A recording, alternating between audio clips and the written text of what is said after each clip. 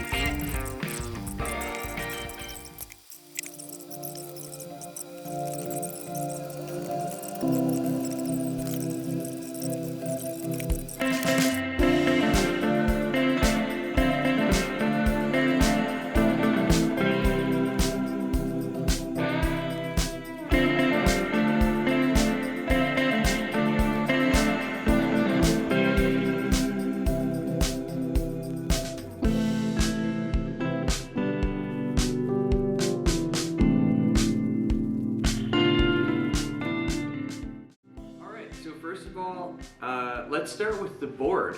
I decided to go with a Pedaltrain.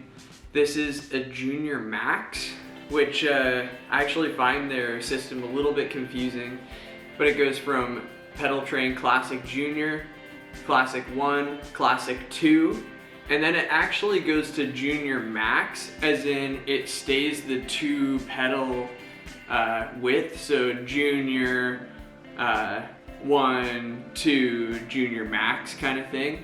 Because once you get to 3, it actually gets taller as well. And I like this format of 2 pedals high. I find it comfortable.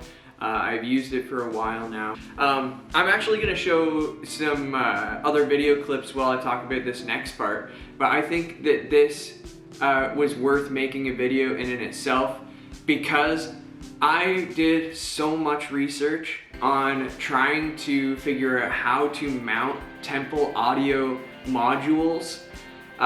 So their input-output jacks, their power on-off, all of that stuff on Pedaltrain boards, and I found nothing. So I used to have, or I was using previous to this board, the Pedaltrain Classic 2, but it was the old style, which has a flat front on it. There is no gap in the front of the pedal board, other than the 2 little holes for the power supply cord to fit into. So I'll show you some videos now as I talk about it, but I used to have the input-output jacks from Temple Audio mounted to the side of my Pedaltrain Classic 2. And that worked pretty well. It was pretty solid. They were L brackets that I found from Home Depot. But ultimately, what bothered me about that is I could never get it just as solid as I wanted it to be. I felt like it was really close. But when I decided to take the jump up to the next size pedal board, which is the Junior Max, I was planning on doing the same thing. But when I got the Junior Max, and even despite doing all the research, when I got the Junior Max, I realized that the Temple Audio 4x input-output module slid right in between the little bars in the front of the pedal board.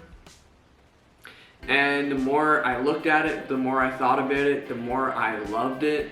I actually just took the file to the little screwdriver or to the little places where you'd fasten it down to a Temple board, just because I wanted it to look intentional, because it was, and I'm super stoked about it. Which I want to get into maybe doing, taking a look at the signal chain now. And because the reason why I like the input-output jack mod is because you can create whatever signal chain that you'd like. So for instance, you can go in and you can go back out wherever you want. So this the signal chain here is Enzo to Kernom to H9. Then we go back up to the Thermae, Microcosm, Gen Loss. Then we go to the Meris, LBX, to the MS3, then back up to Specular Tempus, and then over to Blooper. And again, I think it's really interesting that because I'm starting with Enzo, it really doesn't bother me, where else that just wouldn't have been possible without the input-output jack. So again, love the input-output jack little hack here. Highly recommend it. It worked really well. It was actually super easy. Midi. So pedals I have on Midi are the Kernom, Meris, Thermae, Microcosm, Blooper, and LBX. Because I have the aux extension for the H9, I didn't worry about putting that on. And these two pedals, I like having my reverb out of Midi, because with every different sound, I find I like some different types of reverb. So instead of making patches and whatnot I just left that out. And generation loss, I tweak pretty much every time I turn it on. I usually have my pedal board up on my desk. So it just hasn't been worth it for me to worry about creating too many presets or using Midi on that. But the biggest thing for me when it comes to Midi is the pedals that are on clock. So definitely these three, Microcosm, LBX, and Thermae. And then the pedals that you can't access more of your presets without Midi, so that would be the Enzo and the Kernom. The Kernom, you can pretty much make as many presets as you can, but you can only access them if you have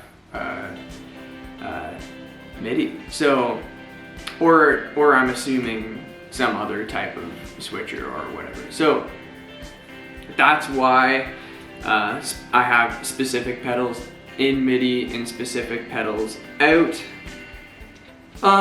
Lastly, right before we get to the sound demos, I wanted to talk about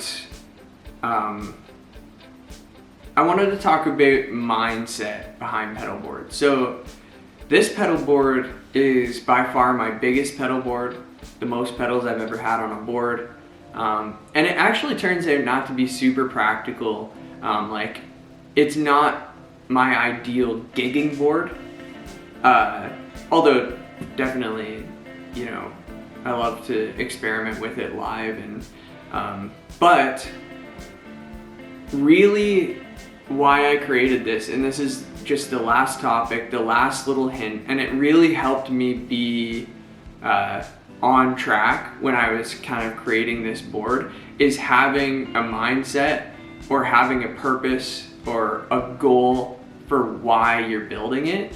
And I wanted to create something that had creativity at the forefront. So in previous boards, I've had like 4 or 5 overdrives, and you know, and that's great, and that helps to be creative. But ultimately, I wanted to step back. I have the Kernom on Midi, so I've got lots of options still, but I wanted to step back from that and kind of open up a lot of area, and it ended up being like most of the board, I would say.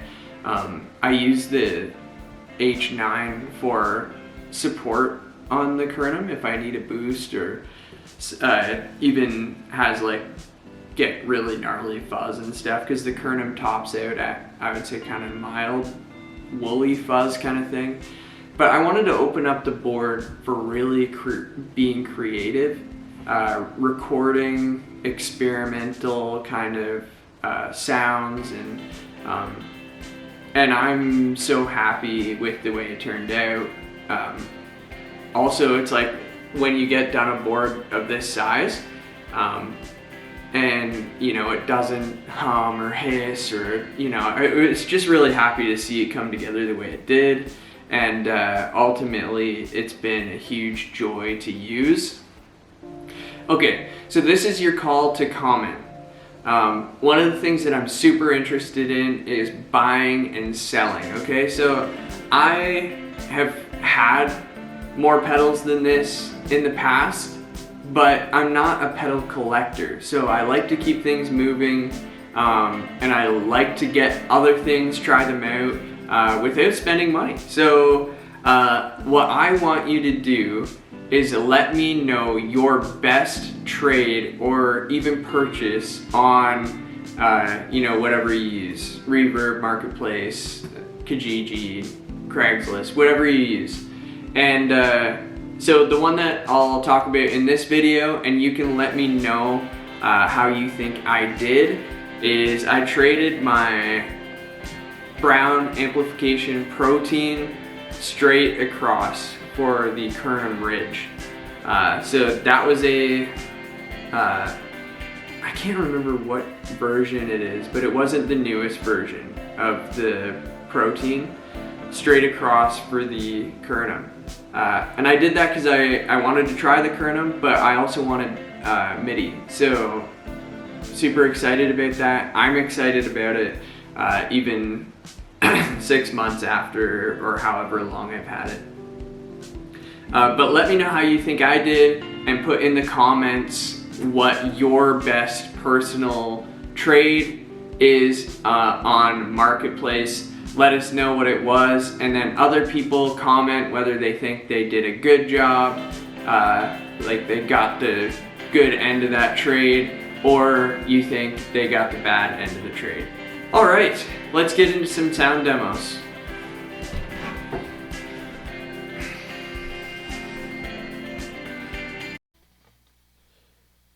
All right, so we're downstairs. Let's get into sound demo 1. This sound demo, we're gonna go through some different stuff in a loop that I've been working on. So I usually start it out with a metronome on my phone, so not sure if you can hear that. And then I will put in the amount of space that I want for my loop.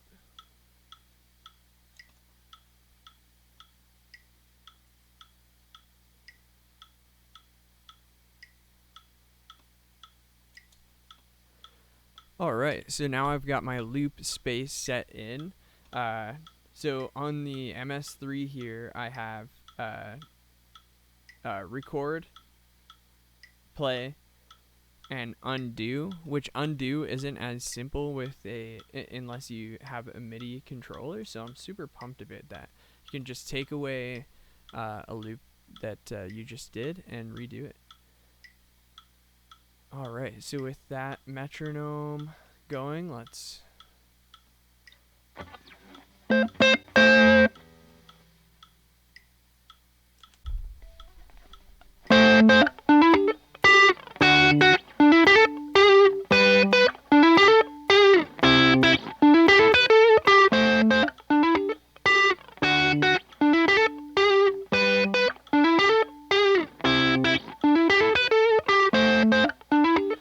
I like that a lot. Okay, so just put that on pause. Let's shut off the metronome. Okay, so the next sound I'm gonna play around with is the LVX, actually, the Octaswell. Now this is essentially a preset that comes with the pedal. I just thought it's captivating. It makes this sound. It turns this loop into something that sounds like super full and professional. So let's see what that sounds like.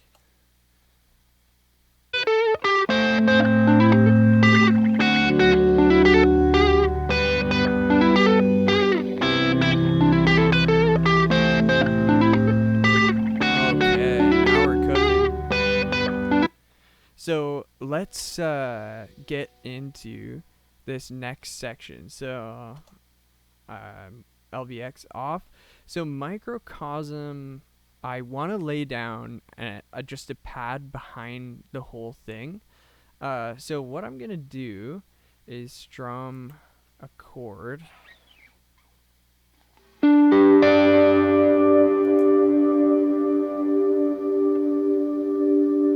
Okay, so I've kind of captured that, and like I was saying, like that's kind of what I liked the mood for, except I think the Microcosm does a great job of it anyway. So I've captured that into a micro loop, and I'm gonna put the generation loss on it, give it some VHS effect. Oh, that sounds great. Turn up the saturation a little bit. All right, let's just put that under the whole loop.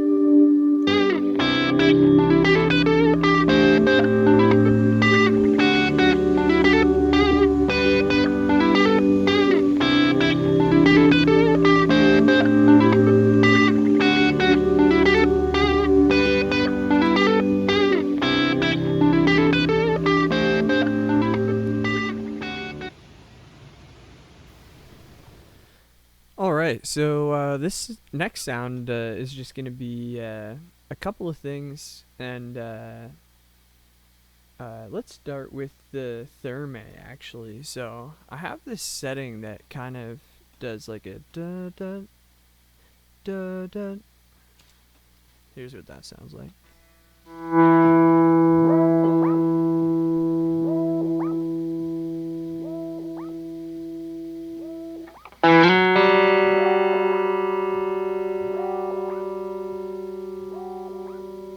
I just really like the way it throws that, and it seems really musical, and it stays within the playing style of this riff. So I'm just gonna keep that, some light overdrive, and slapback delay from the H9. And that's gonna be it. Here it goes.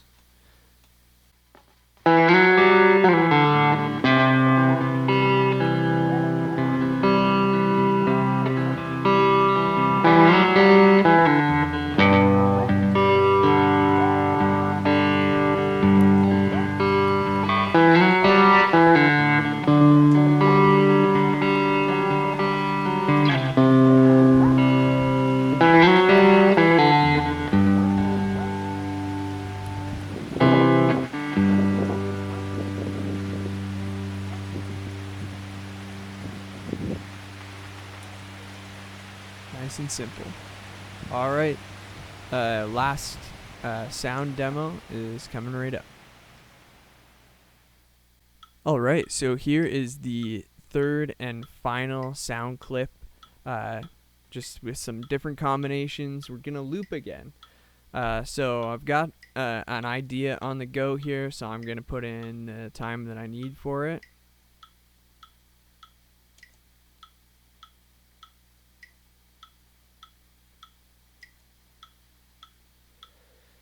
Alright, and it's actually going to start out with the Enzo this time. So it's going to have a filter sound to it that's going to bring all the notes to a stop and make it sound really synthy. So here's what that sounds like.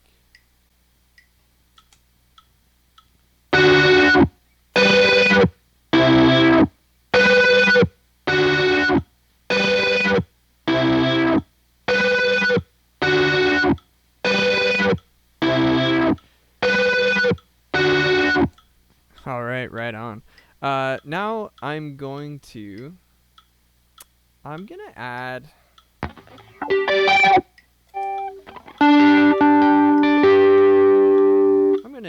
put another pad behind that. Some of these things I just like doing so much, and to me they tidy up the production and make it sound really cohesive.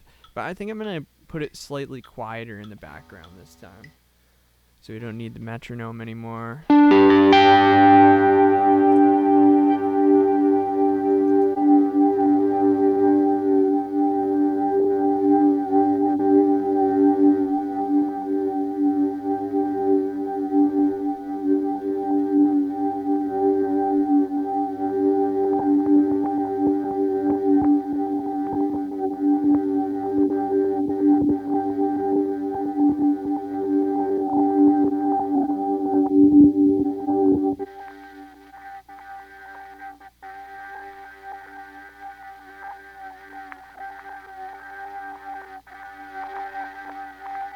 Alright, I got something slightly higher fidelity.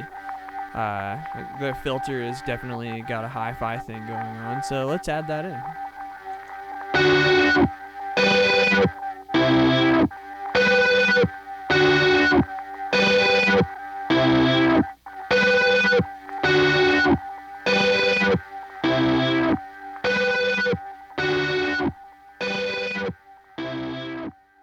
That's gonna be it for this video.